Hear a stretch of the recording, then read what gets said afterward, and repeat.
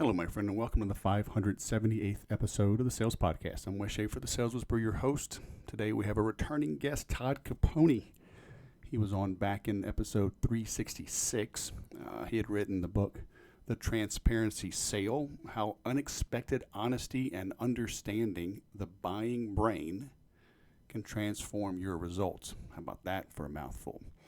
Well, he's back, and he's now written The Transparent Sales Leader. How the power of sincerity, science, and structure can transform your sales team's results. So that's what we're going to be getting into today. I am recording this intro. Just got back from my daughter's wedding.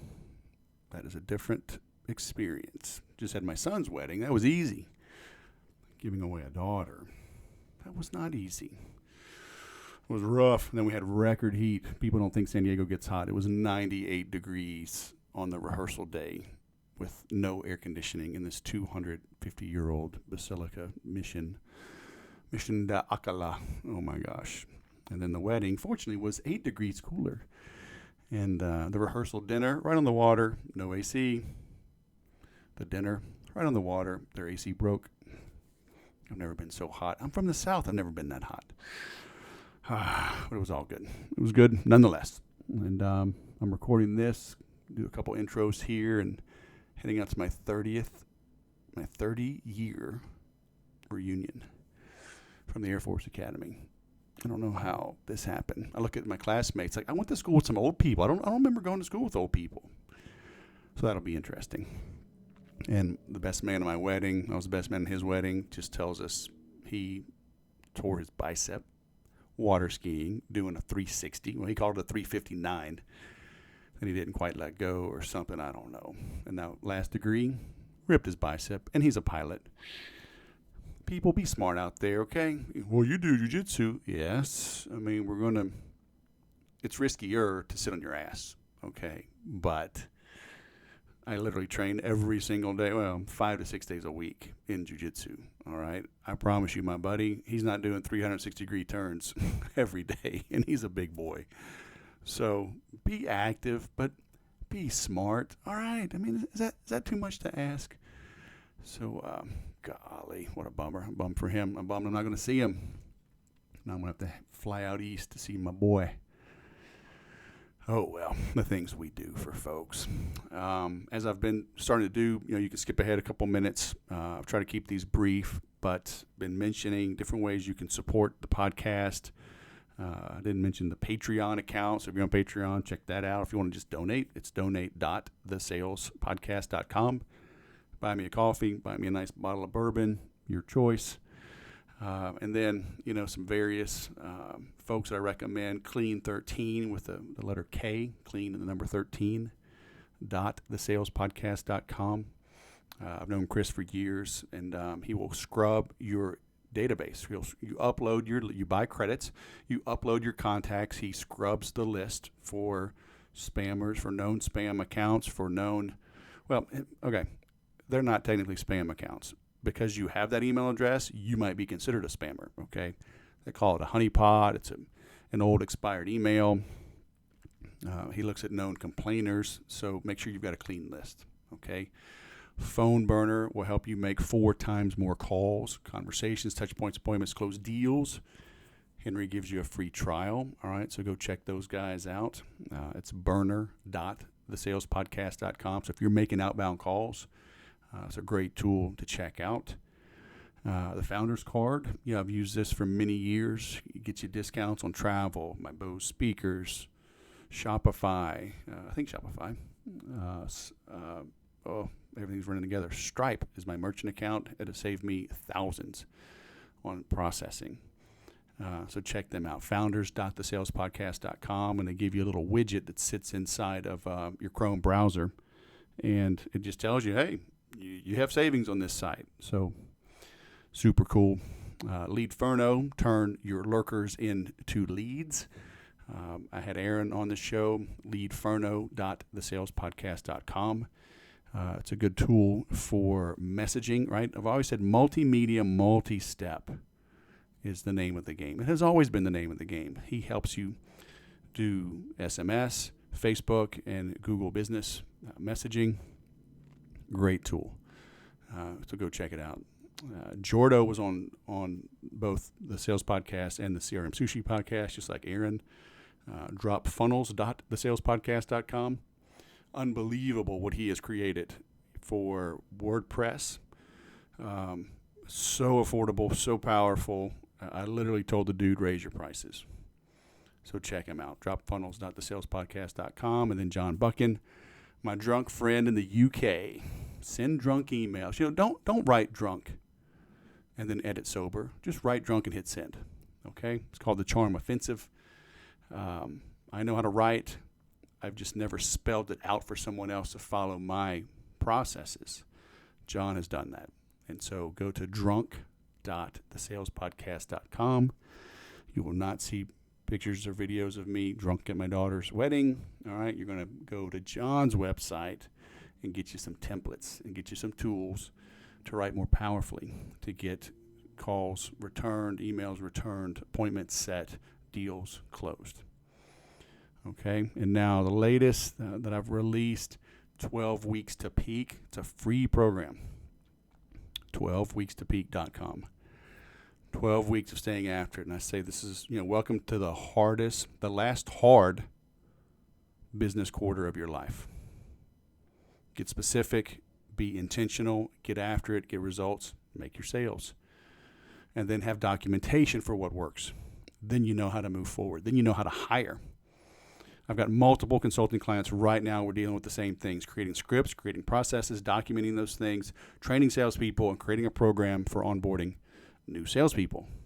Everybody has the same problems. So you need to document this stuff, and you have to do it yourself the first time.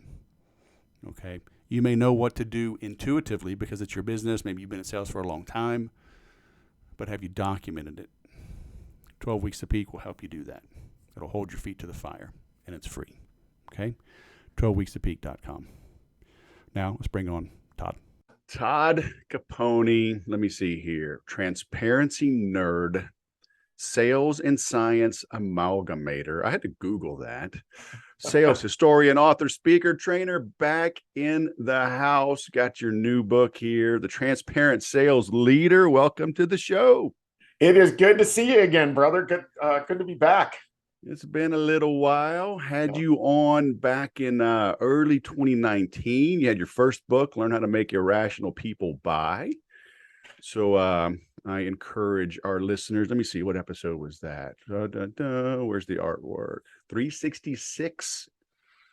So this one, what is this one going to be? I got my list here. This is going to be right around 581, 582. I'm still figuring out the schedule. So that's a chunk, man. So right. You're back at it. The Transparent Sales Leader. What the heck is that all about? Why should a nerd teach me about leadership, huh? Explain yourself. There you go. So I don't know, like your audience, if they're looking to get into leadership or if they're already in leadership. If they are, they probably experienced what I did.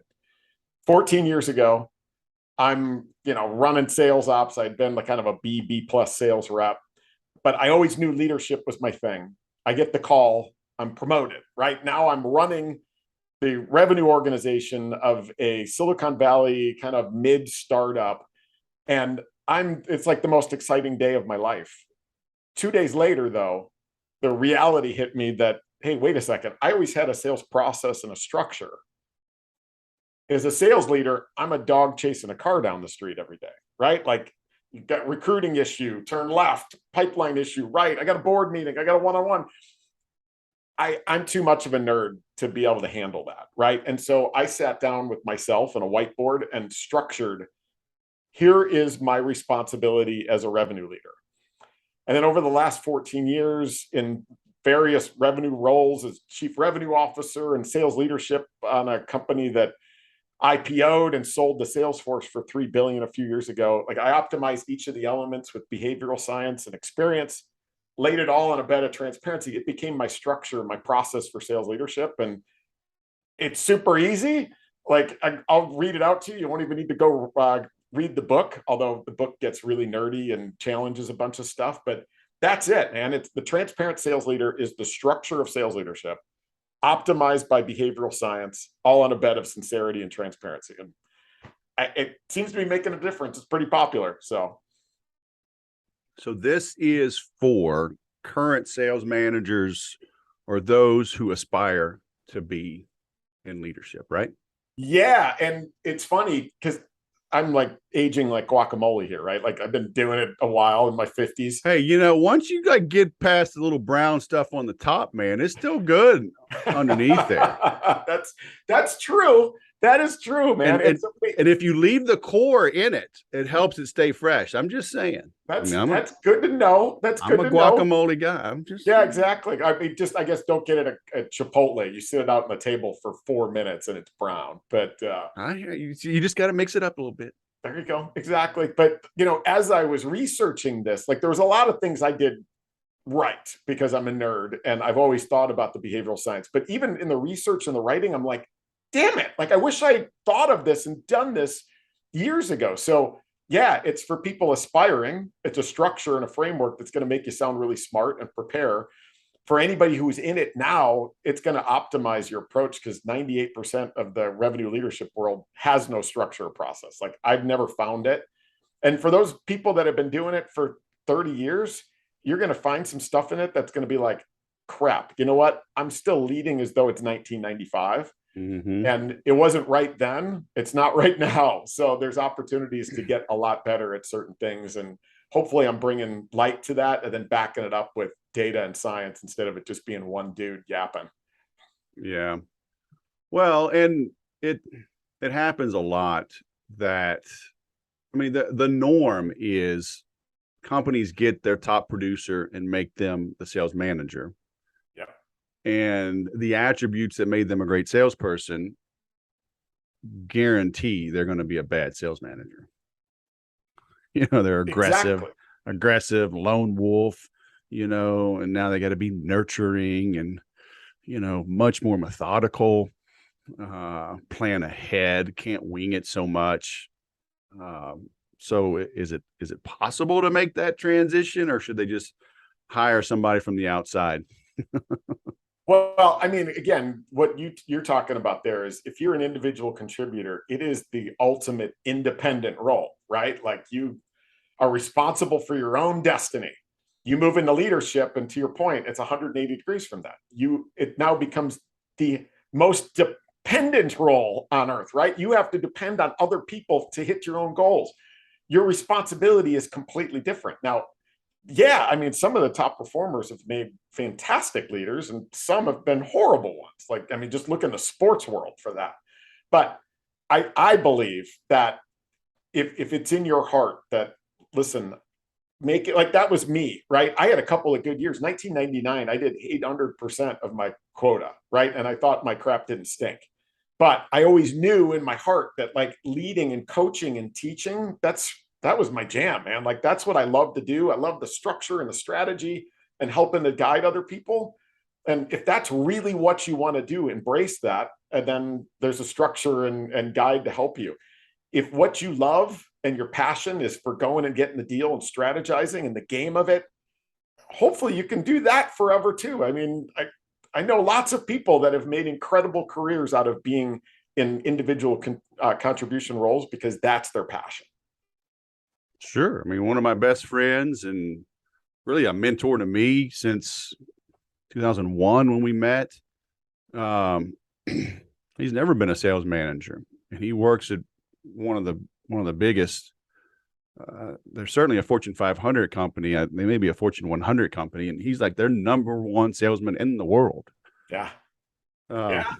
He doesn't want reports, direct reports. He does his thing. He sells big deals to big companies. And he's good at it. The mistake that a lot of people make is that they think that there's a perception and a recognition and a status associated with leading.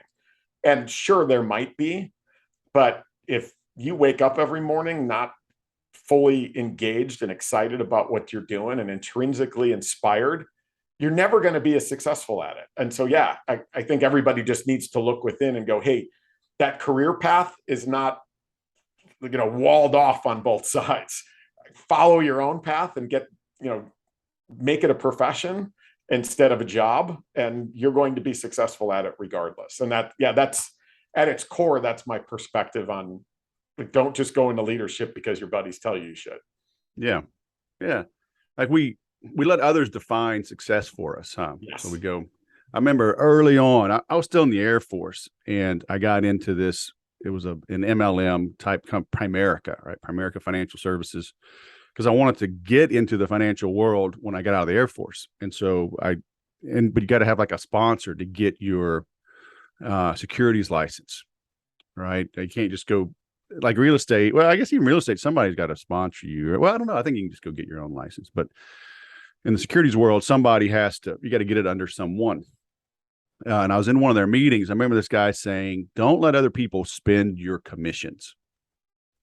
Right. So you're going to start making money and you're going to go buy a sports car, whatever, like show off your newfound wealth. He's like, don't do that. Save for a rainy day, right? Build that cushion. It's like, oh, that's so good. We let others push us around and manipulate us. Exactly. But your first book, I want to go back because you're sticking with this transparency theme. But, it was the transparency sale, how unexpected honesty and understanding the buying brain can transform your results. I had a call this morning with a client, new client. Their sales are down. They sell some big ticket stuff. And honestly, as we went through, it was our first call.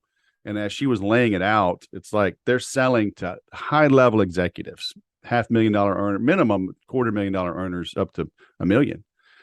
And I told them the stuff they're selling $3,000 to $7,000. I'm like, you need to raise your prices, but I was like, you got to have harder talks with people early on. Cause she's great at marketing and now she's doing sales and she still isn't comfortable despite years of doing this. And I'm like, you got to have the harder conversations, like literally before you even get on the phone. Get the hard stuff out of the way. I equate it to dating. If you're going to go on eHarmony or whatever, and you've got, I told her, like, let's say like no smokers and you must love dogs, right? Everything else is negotiable. But like, if you're a smoker and don't love dogs, we don't need to talk. Exactly. Yeah.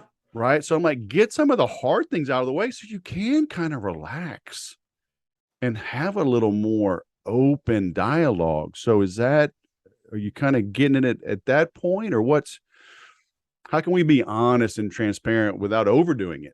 Well, yeah. I mean, it's just thinking about the way that you engage with people and who you run behind, right? From what you just talked about perspective. Yeah, that was the basis of the first book, which was based on this idea that came from a research study that we had done while I was the chief revenue officer of a company in Chicago called Power Reviews, right? We were in the review space, but the core of that was when you are making a purchase of something you haven't bought before, that's of medium to high consideration, and a website is acting as a salesperson, all of you read reviews first. It was 96% back then. Now it's 99%.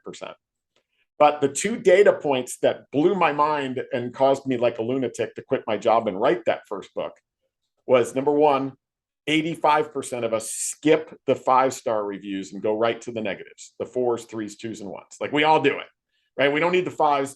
We all know subconsciously that perfection doesn't exist, and we run to that first. And the last data point is this idea that a product, and this is across all product categories on a 5-star scale, a product with an average review score between a 4.2 and a 4.5, that's optimal for purchase conversion, meaning a product, when a website's acting as a salesperson that's got negative reviews right under it, will sell at a higher conversion rate than products that have got nothing but 5-star reviews. And for me, being the nerd that I am, I looked at that and thought, wait a second, my team goes out there and presents our solutions as being perfect 5-star solutions. We're actually doing ourselves a disservice. Embrace what you give up. Embrace the truth. Embrace your pricing. Embrace something a competitor does better than you. Embrace something that when they go do a Google search and they find a flaw and they find that something's wrong or some issues happen, embrace that up front. The elephant in the room, right? That's why all of you go to the negative reviews first. You want to see, hey, what could go wrong? What's the risk? What's the downside? And it frees up our brain's little limbic filter that says, all right, now I can trust this. I'm ready to consume the goodness and try to predict what my outcome is going to be. The term sticker shock has never been associated with anything good in the history of the planet, right? Whether it's low or high, if you're talking about a 7-figure solution to a 5-figure buyer, one of you's in the wrong discussion. Find that out now. And vice versa for this woman that you're talking about. If she's talking about a 4-figure solution to a 7-figure buyer or 6-figure buyer, one of you's in the wrong discussion. Get that on the table now and lose fast, right? And that's the concept of the first book. Taking that to leadership, again, transparency as a leader and embracing that you're not perfect, you're not all knowing, right? Who do we run behind that we love that acts like that all the time? Doesn't happen very often. Embrace the things you give up to be great at your core, whether you're selling a product or a solution or being a leader for a team. That's the core of what transparency about. And use that clinical empathy of understanding how you engage, how you follow, how you buy, apply it to what you sell, and you're going to start winning tomorrow. Yeah, I could never get to 5 on my book. I mean, my mom gave it a 3, and she was the editor. I mean, dude, my nephew did that. My nephew gave my book a 4-star, and he was like, "Your ratings were too high." And I was like, "Dude, no, it's got to be authentic, right? Like that's the point. That if every review is a 5, it's viewed as being inauthentic, and if every review is a 2 or 3, you probably suck and should rethink selling what you're selling." That's when you hold up your will and go, "Okay, Bubba, see your name here? Exactly. Crossed out. What did I do?" Appreciate your honesty, but exactly, you're out of the will. Be authentic, transparent, authentic, right? Oh man. Yeah, it's true. We do go look at the negatives. And I learned this early on, fortunately. The guy called it accentuating the negative. Yeah. Like I'm looking at cars right now online just to get a little beater. And I'm looking at the 2001 Mercedes, right? Yeah. It's crazy because cars are so crazy right now. Right. But we learned we had a 2001. A guy told us years ago like they were tanks, and sure enough, and one of my sons totaled it. They all walked out, no problem. It's a tank. Yeah. So, but this is an $84,000 car you can get for $5,000 now. Right. And but I'm looking in this one guy. Boom, he zooms in on the back rear, quarter panel passenger side, showing the cosmetic issues. He's like, solid engine, all service records, blah, blah, blah, cosmetic. And he zoomed in. So I'm like, okay, trust. It's not a 5.0, it's a 4.5. Right. And I'm like, hey, I trust this guy. Yeah. So don't hide. Don't let me show up and go, oh, holy crap. It's got some dings. I mean, he's 21 years old. It should have some dings. So, but he's leading with it. Yeah, exactly. And when you think about that whole idea, it's building trust. I believe that there's an opportunity for companies to actually brand their downsides, right? And like IKEA, like you walk in, they give you a map, so you're in for hell on earth. You find what you're looking for. There's nobody to help you. You got to take a picture of the code or write it down because you go to the warehouse, pull the 200-pound boxes onto a cart that doesn't have brakes, jam it into the back of your car, Tetris style, F-bombing your way through that, get it home thinking you left the hell on earth back at the store, open the box, there's 150 parts with no words on the instructions other than like Svarta or something like that. You assemble it, and when you're done, you're like, oh, that's cool. You know what? We should have gotten the end tables with this bedroom set. Let's go back. Like it doesn't make sense, but IKEA is the #1 furniture retailer in the world for 14 straight years because they say to the world, listen, you're going to find it, pick it, pack it, shove it, assemble it. But we do that so we can give you modern Scandinavian design furniture that you didn't pay much for. And there's good meatballs upstairs if you're interested. But that's what they serve food. Yeah, they got the meatballs. They've got like a food area. I don't think I've ever been in an IKEA store. Yeah, dude, you gotta be. I think for your kids, like as they're getting married now and they're building their first home, like when they start having kids, it's great for kid furniture. Like my daughter, we're like still peeling stickers and like paint off of it because it's cheap, it's sturdy, and it actually looks pretty good, but we had to put it Yeah. together ourselves. But that's what you're looking for, right? Like Yeah. like I gotta have a card to go in. If I want ranch dressing, here's a gallon. If I need a toothbrush, here's a half dozen. And you only get one brand selection. You walk out, there's a lady at the door checking your receipt to make sure you didn't steal anything, and you don't give it another thought, right? You keep going back. And Costco, number 2 retailer in the US behind Walmart, and their renewal rate on their card subscriptions is like 98%. I think Dude, that, you are a nerd. oh, dude, I could go all day long. But I mean, in the B2B space, why can't, this woman you're talking about and, say, hey, listen, this is this is our impact.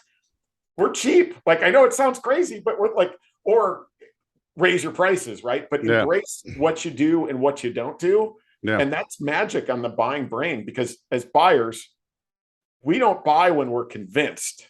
If we do, we're probably pissed about it. We buy when we can predict. That's why we go to the negative reviews first. That's why we don't trust 5-star speak all day long. And that's why it works in B2B selling when we embrace these things. So elaborate on that. We don't buy when we're convinced. We buy when we can predict. Well, what are we predicting? We're predicting our usage, our satisfaction. Is the juice going to be worth the squeeze? Mm-hmm. Right? I only have a limited inventory of things that I can turn into value for me, and that's my time. Right? And with my time, I can choose this project or this project, and I can choose within this project these vendors, right? And so we're going down this path of constantly trying to predict, is this project worth going after? And do these solutions get me to my goal, where I'm using my resources, my time, my energy, my dollars in the most effective way possible? And that's why sometimes you lose to a competitor. Sometimes you lose to a status quo where a customer is just like, hey, listen, I've got 100 problems I can go after right now, but only the bandwidth to go after 5. I'm going to put this one on hold and go work on this one, because we are biased in our perception of a reward by the journey to get there too, right? Like, there's a reward out there. If the journey to get there is going to be hell on earth, and there's an easy reward over here, we go over there and go, hey, that reward's not as cool. And we do that all day long. And so that's the point of this, that we try to predict. And once that prediction seems convoluted, we a lot of times will go choose a different path. And that's part of this whole point of reading reviews, but as a B2B salesperson, helping do the homework for the buyer. Can I go on one other rant for you? Because I think you might. Oh, fine. I mean, look, I can always edit it and chop it out. So Exactly. Go ahead. Good idea. Look, I'm just going to go on mute. I'm going to go get some coffee. So, all right, dude. Yeah, let me know when you come back. Yeah, right. Just text me when you're That's done. right. I'll come back on camera. Here's the thing. The buyers know more nowadays, right? You've heard that phrase. Would it surprise you that quote, buyers know more nowadays, it's from Thomas Herbert Russell's 1912 book, Salesmanship. 110 years ago, they were writing about this idea that the pervasiveness of information and marketing and advertising was going to render the sales profession obsolete, and that buyers wouldn't need sellers anymore. But what happened?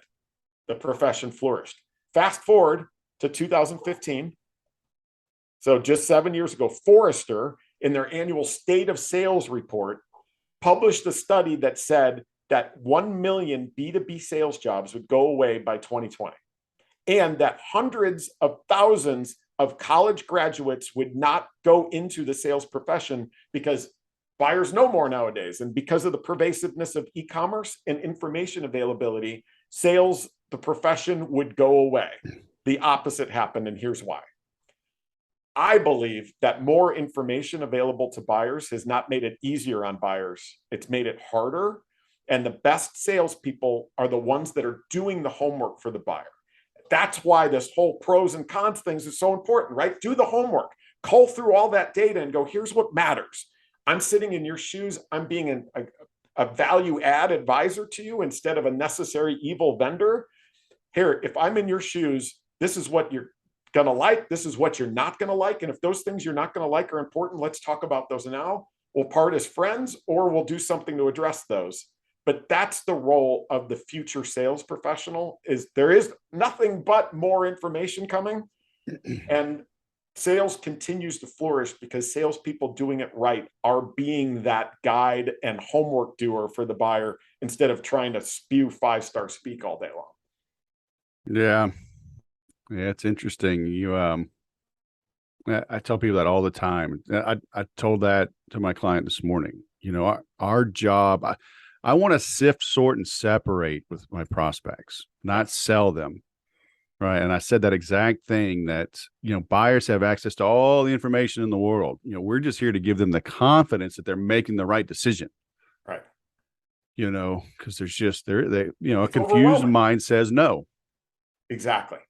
Yeah. And it's hard to decide when you've got so much data and so many options, right? I mean, the one story that I talk about quite a bit was when Toys R Us was going out of business.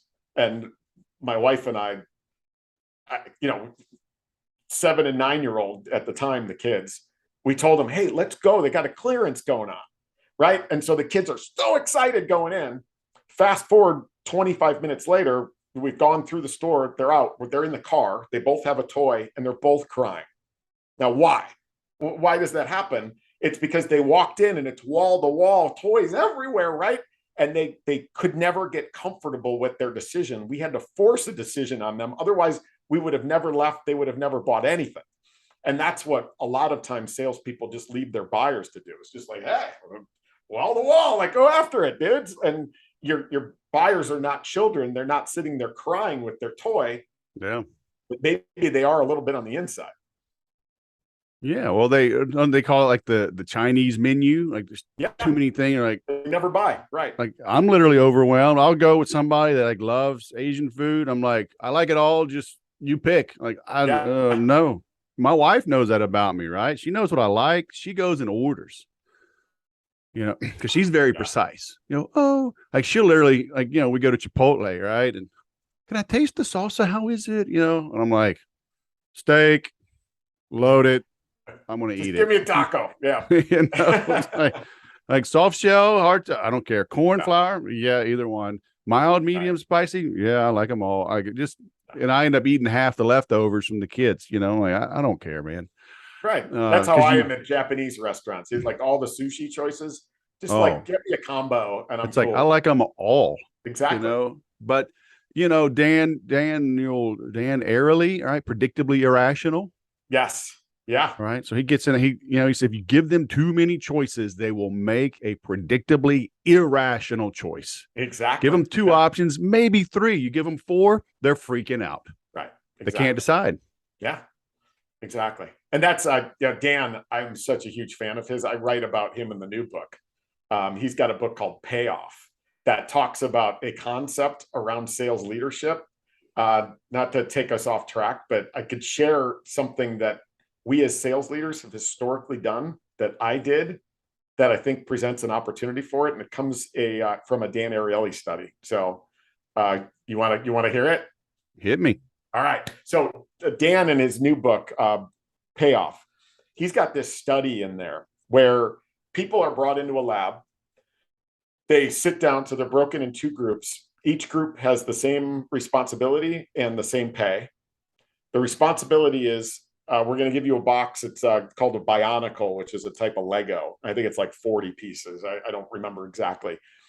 But what you're going to do is you're going to build this 40 piece model. And when you're done, we're going to pay you and have you build another.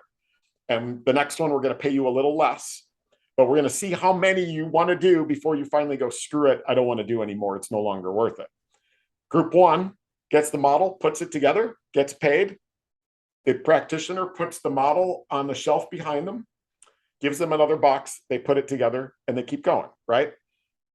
Group 2, same task, same dollars, but what happens after model number 1 is put together, they're given model number 2, but the practitioner, instead of putting it on the shelf behind them, disassembles it and puts it back in the box, and then gives it back to them as model number 3, and it keeps going back and forth. Would it surprise you? Probably not. That group 2 did about half as many tasks as group 1 did before they gave up. Same task, same dollars. Let's take that to the sales leadership world. the end of every year, what do? We go, congratulations, good job. You're only as good as your current month, your current quarter, your current year. You're all back at zero, right? And as a result, we're literally disassembling what they built and telling them, hey, listen, build it bigger and we're going to pay you less this year for it. Now, we are inadvertently and subconsciously disengaging top performers. We're penalizing top performers and rewarding bottom performers because everybody gets to start at zero again, right? Like the bottom performers are like, oh, cool. Like last year's forgotten. I suck. And top performers are like, I'm back with those losers at zero and I got to start over again.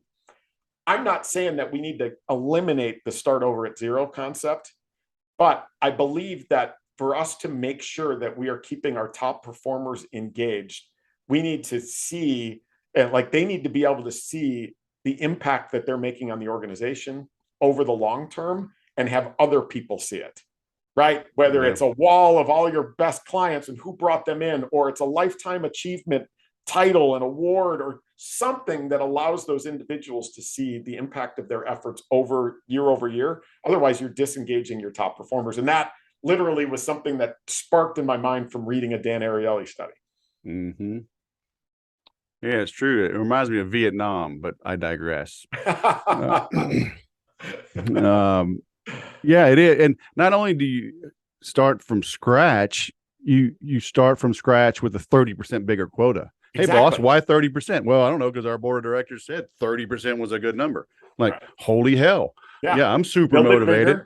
You know, exactly. I landed we're going to pay you less. Yeah, I landed the biggest client of our company's history. It's a one-time buy. You know, they won't need to repurchase something like that for 5 years. But yeah, I'm going to go ahead and land that again and 30% more. Exactly. Yes, I'm sure fired up. Let me see. Is monster.com still a thing? But well, yeah. I mean, during the Great Resignation, when the physical cost of changing jobs was practically non-existent, right? Like your commute is still here in my home office, and the emotional cost is non-existent because you've never met any of your coworkers. That kind of behavior that we used to use in the 90s and 2000s wasn't going to work in this environment. Mm-hmm. Now we're bringing people back a little bit, but I still think that engaged employees perform better, they stay longer, and they become advocates for you and your organization. If you care to recruit, having your best performers be your recruiters too is gold. And what do? We keep smacking them around with that 30% idea. It's crazy to me. And I think that we need to rethink some of these traditional means that we created just because the people before us created it. And hey, that's fine. Like, let's not fix what's not broken. And instead, I think it is broken and we need to go eyes wide open into some of this stuff. Well, but how do you engage salespeople? I mean, if the goal truly is, hey, we got to grow 30% next year. Yeah. And you have the same number of salespeople. I mean, Everybody's going to get a 30% quota bump. Right. How do you keep them engaged? You know, because you can get some salespeople that get comfortable. Okay, I'm making enough money. I don't want to go chase that anymore.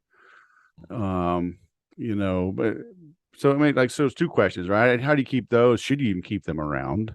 And how do you engage? Like, I mean, I remember being pissed off multiple years, you know, like go out and kill it. And that same thing. Yeah, great. 30% more. Go get them, Tiger. Like, holy crap. Yeah. Yeah. I mean, there's two answers to that. Number one is almost half of the new book is the science of intrinsic inspiration. Because like, I'm such a nerd that there's things that the idea is if you think your salespeople are coin operated, you're right if you're doing it wrong. That if you create an environment where variable compensation becomes the reward for doing work you love to do instead of the reason you do it, that's where the winning begins, right? So and there's a whole model that I lay out in there around the 6 things that drive us to be intrinsically inspired and some ideas for revenue leaders to go recognize them, grow them, maximize each one. So it starts there, that if you've got these reps that are like, I'm only here for the money and I'm making enough, you as a leader are part of the issue, right? Like you've got to maximize those other areas of intrinsic inspiration. And if you can't with these individuals, then yeah, maybe you part ways. But number two. So what is that? So keep number 2 in mind. But Yeah. like what is that? Because look, I am coin operator. I got 7 kids. I mean, I got to make some money.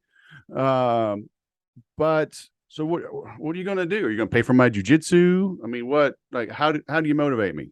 Well, yeah. So I mean, Wes, you're a smart, well experienced guy. You could probably go get a job. Hey, say that again. I'm gonna put that on loop for my kids. There you go. Hold on. Let me. I'm gonna get my wife in here real quick. So. Yeah, I mean, for me, I got just a few weeks ago, I had a board member of a unicorn technology company called me and go, "Hey, we need a CRO. Will you do it?" And the number he threw on the table was sick, right? It's like retirement money, like go do that for a couple of years and be done. I literally couldn't say no fast enough though, because I love what I'm doing and I'm doing it with a lot less Advil, right?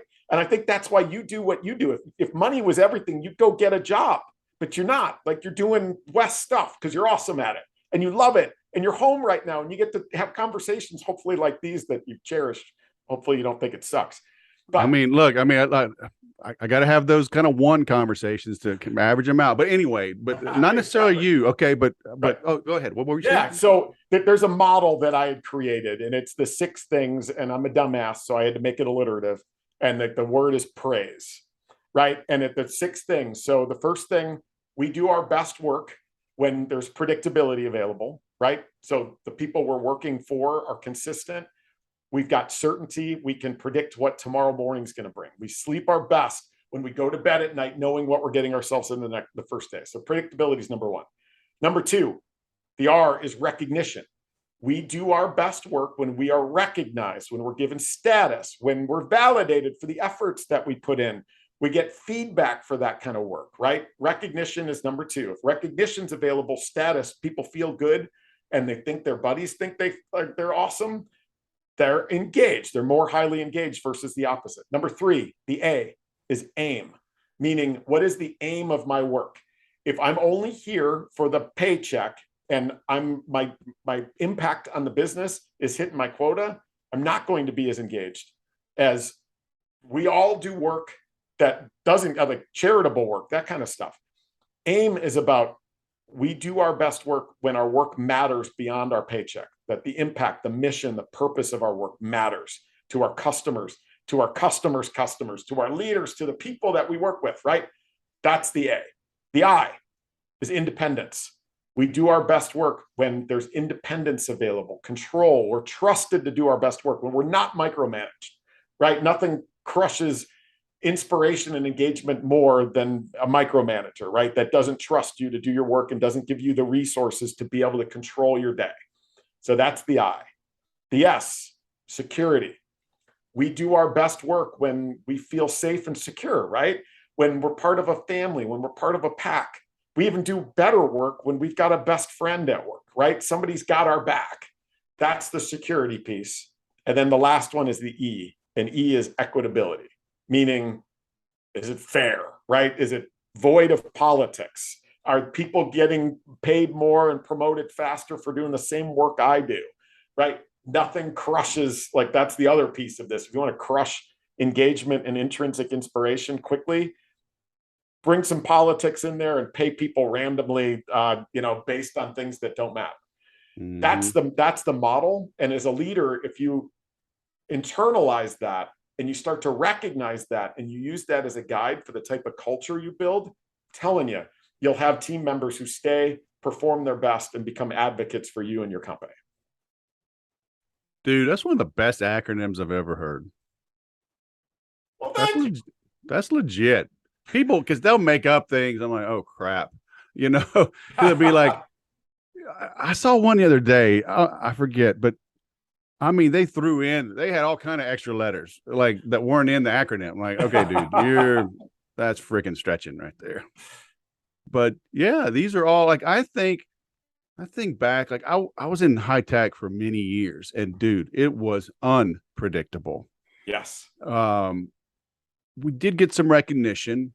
The aim, a lot of them, like in the test and measurement space, we're selling to big companies, Verizon, whatever, AT&T, Sprint. I mean, yeah, our aim is to push more pulses of light down fiber optic cable. I mean, like, and we Yeah. weren't appreciated. You had to buy the business because you made up the money, you made up the margin on the contractors that did the install for AT&T and Sprint. So the big company got it for cheap, and the little guy paid full boat. I'm like, well, that's a shitty aim. Independence. Yeah, I did work from home, but kind of set my schedule. But I had my quota, so I mean, and I remember one time in particular, I had to fly out not only on a Sunday but on Mother's Day to go to a team meeting, right? Yeah. So it wasn't even like, I could kind of understand it. Like, it's a big company, it's a big sale I've got to make, and I got to be there on Monday, and it's cross country. It's like, it still sucks, but I got to do it to hit my number. But this was a company meeting, and I'm like, y'all had leeway on this, dude. Yes. And I still to this day hate traveling on a Sunday. I hate traveling on the weekend. Exactly. Yeah. But especially like Mother's Day, and we got this big old crew, and back then we had like 4 kids, and I wasn't happy with it. Security, never had security. Oh, you were employed. Yeah, I mean, I had a good base income and good commissions, but constant reorganizations, because especially I didn't start till the summer of 2000 in high tech. So the bubble was bursting in .com, constant reorganizations, constant layoffs, constant jiggling of my quota, and new product. So the good news was they kept me. The bad news was, they pile more and more on. So you're not selling just one thing. You're selling the whole book of business, and now you don't have 3 states, you have 15 states. Yeah. Or 11 states, going from like a $1.5 million to a $15 million quota. It's like, holy crap. And so I did that a bunch. Yeah. And it was like, so it made it easy to go out on my own. So I'm like, man, I've been walking a tightrope forever. Like, I'm just going to do my own thing. Yeah. And Equitability. I remember one guy who was a knucklehead. We're still friends to this day. He's a knucklehead. You want him at your party, because he is the party, and it is not a party unless he is there. Yeah. And he is actually, he's good at what he does. But like back then, he wasn't better than me, but he had a little bit of more experience when they brought him over. And I learned, because I went to a competitor with some of the guys, and we came back. But I had a 50K base, and this guy had a 72K base. It's a big discrepancy. Yeah. We had the same job. Right. 40% is huge, man. And he had like a year or 2 more experience. He came from a competitor. They brought him in.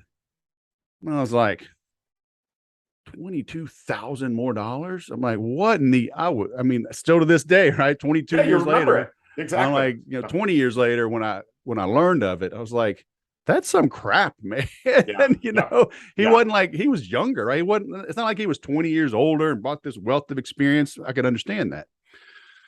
So yeah, that's legit, man. Oh, thank you. Thank you. And I think, like the one thing about AIM is companies that figure that out and their reps feel it are the ones that magic happens, right? Like, again, my last company, we were selling ratings and reviews technology to retailers and brands. Who gives a crap? Well, who gives a crap? It's the consumer that has limited dollars that's trying to make really smart decisions with where they spend it so that it impacts their family. And our technology was helping them to inform themselves to make those predictions and use their dollars in a way that was impacting families. Now, that might sound really, really cheesy, but our reps that truly bought into that, they became review nerds, and they're still doing reviews like 10 years later. They're like, I love this because of the impact that it's making on the people that use that kind of, and like that's possible. And just about everything that we do, figure out what you're selling matter to your customers, not at work, but even in their personal lives. I was just working with a financial consolidation company, technology company this last week in Boston. And they were talking about the fact that, hey, when their tools are used right, their CFOs at the end of the quarter get to actually spend their weekends with their families instead of in the office banging on Excel spreadsheets, right? And that matters to them, and they're getting to like spend more time in their families' lives. And as a result, their employees are like, let's go. This is awesome, right? And it's not about the pay, it's not about all those things, but there's an opportunity for everybody who's listening to think about those 2 questions. What do I do that makes an impact on our customers, and what do I do that makes an impact on my customer's customer? And once you get that known, the rest starts to create a magnetism to you and your company that it can't be replicated by just leaving and going and finding a new job for a new paycheck. Yeah. So your book, so I'm linking to your site, toddcaponi.com. Pop up right there. We'll take them to Amazon. But so you're a speaker, you lead workshops. Like, will you go on site for a company and lead it, or do they come to you? I wish they came to me, but no. I was in Boston last week. I was at the Mohegan Sun in Connecticut doing a workshop the week before. But yeah, I do individual contributor workshops for companies around the transparency concept. So cool, Todd. I get the 4.2 to 4.5, but like, how do we apply it? So it's behavioral science applied to your messaging and positioning.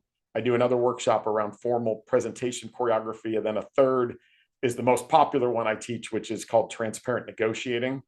And then the new stuff is the leadership, the structure, the framework, the behavioral science. And I've been teaching that a lot lately to leadership teams for companies all over the world. So that's my jam. And then I do some fun keynotes. I'm a sales history nerd. So like kind of inject some of that to be able to predict the future of sales. So I do some of that, but the workshops are the thing that I'm spending most of my time on. And so the workshop will a company, is it like a private workshop where a company just sends their people, or is it like open and you may have 20 different companies there? No, it's what I've been doing. That's a good point. And maybe we need to huddle up on this later, but right now it's all custom workshops specific to companies. Okay. So we, and it's this stuff, man. It's the way I've designed all of it is to be head slappingly like, of course I should be doing this, entertaining, and the most important thing is immediately actionable. Like it's got to go like be really sticky, really fast. So I don't train anything that's like takes 2 days and then we've got 14 reinforcements, and like, you know what, that means it's too complicated. And once you have turnover, that percentage of your organization will never get access to it, and everybody will be all over the place. This has got to be easy, and that's the way I've designed all of it. Well, it has to be. And I'm still limited myself to this day with sometimes being too honest. Right? I tell people, it's like, look, the answer is within. Right? I'm going to pull stuff out of you.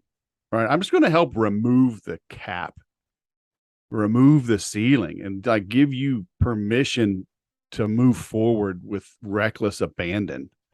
I'll give you some little nuggets here and there, but it's like 90%, 97% of it's going to be stuff you just, for whatever reason, have been afraid to do it or just thought it was too obvious. Like in jiu-jitsu, it's like the answer is always easy, but there's a thousand easy moves that you have to remember, because it depends on what part of your body is hurting today. Are you fighting somebody taller, shorter, fatter, skinnier, stronger, better cardio? Because, okay, now I got to form this matrix in real time, but the move is easy. You just got to remember the move at that split second. But because it's literally like magic. Like the reason they don't show you the magic trick is because it's like, once you see it, you go, I can't believe I believe that. Right. But we're not frauds, right? So we're not thinking like a shyster, because that magician, right? They're tricking you. It's misdirection. You would never think to have a fake thumb and stuff a napkin or a tissue in there. Like, that's how they do it. Oh crap. But that's what it is. Right. Yeah. That's why they don't show it. Mm-hmm. So just helping them just remove the mystique and go forward. But they're like, oh, is that it? I'm like, fool. Exactly. You didn't know until I told you. Exactly. Yeah. That's the whole framework for all of this. Exactly. Yeah. The sales leadership framework is simple like that, right? It's just like, here's all your responsibilities. They fall into 5 buckets, internalize the buckets.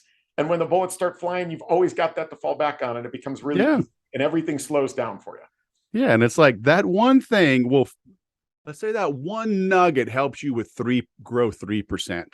Yeah, exactly. Yeah. Okay, your $10 million business, well, 3%, what, $300,000? Right. Right. So don't complain. Okay, I charged you 30 grand. I gave you back $300,000 a year forever. Mm-hmm. Tell me again why that's too expensive. Right. Oh, and I gave you 5 other little nuggets that are going to give you 1 to 10% each. Yes. So press real hard. The third copy is yours. Yeah, exactly. Oh, man. All right. Well, this is awesome. I know you said people shouldn't buy the book, but they should buy the book. They should buy the book and study the book. And then they should bring you in for a workshop. I'm just saying. Okay. I would love that. It's my jam. All right. All right. So, toddcaponi.com. I know, look, it's still hot there, but as winter approaches, you should come south. Okay. Come to California. We have nice winters. Okay. Do some workshops down here, and I'll sneak in the back door. Awesome. Yeah. All right. I might need it. All right, man. Todd Caponi. toddcaponi.com. Thanks for coming on. Have a great day. All right. You too. Thanks, brother.